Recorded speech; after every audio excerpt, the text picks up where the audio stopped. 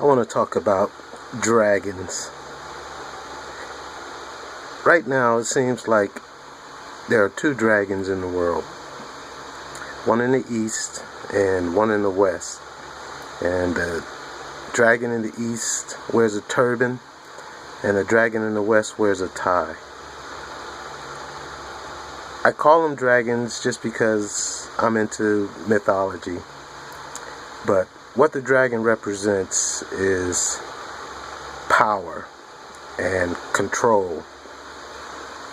And what we seem to have is almost one dragon that is just in two sides of the planet, because it's operating on the same ideology. Basically, I can strike my enemy before my enemy strikes me. We do it in the West.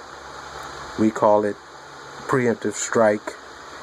They do it in the East. They call it jihad or whatever. But it's the same ideology. I can strike my enemy before my enemy strikes me. And it seems like a new thing, but it's not. It's as old as Cain and Abel. That's how long this thing has been in the world. And it comes to us in different guises, different disguises. We've seen it throughout human history. It's wore a swastika. It's had a Confederate flag. It's had many disguises throughout the ages. But it always comes back at us, and we always have to fight it. The dragon feeds on fear. I mean, that's what it lives on. It needs fear. That's how it gets employment.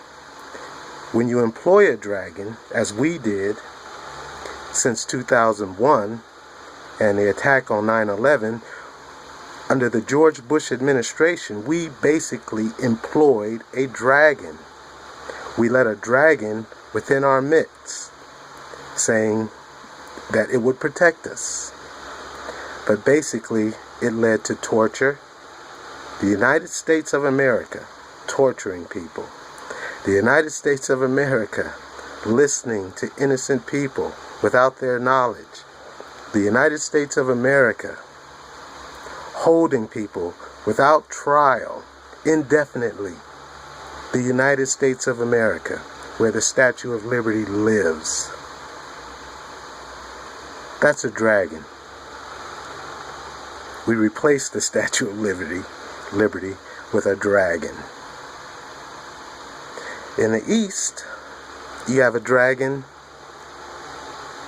with a turban on, who's basically getting people to strap bombs to themselves and kill each other, to go against one half of the human population, to basically enslave women. And this is what they call Islam. Islam is a religion of peace. This thing has nothing to do with God. Just as in the West, it has nothing to do with God. Both sides of the dragon, or this one dragon, uses religion, uses God to do horrible things.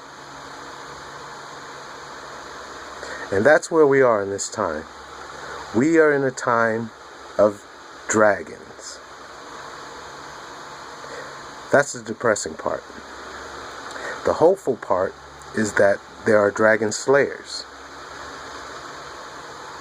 People on both sides, in the East and in the West, that don't have guns, that don't have swords, but they do have computers, they do have smartphones, they do have iPads, no armor, but they do have apps.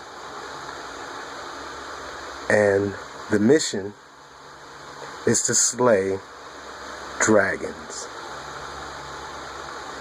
So basically, Of course, I'm using metaphor, but I think you get the message. We have to use whatever means that are at our disposal